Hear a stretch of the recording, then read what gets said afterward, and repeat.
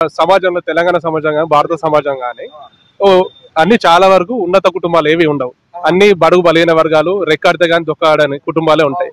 ఈ దొక్కాడని కుటుంబాల్లో ఏమైతే అంటే తల్లిదండ్రులు చదువుకునే విధంగా ఉన్నప్పుడు వాళ్ళ కొడుకులైనా చదువుకొని ప్రయోజకులుగా ఉండి ఓ జాబు ఒక ప్రైవేట్ కానీ గవర్నమెంట్ కానీ జాబ్ చేసుకొని వాళ్ళ ఫ్యామిలీలు మూవ్ కావాలని అనుకుంటారు, నడవాలని అనుకుంటారు. కానీ ఎప్పుడైనా ఉన్నత కుటుంబాలు ఉన్నతంగానే ఆలోచిస్తాయి.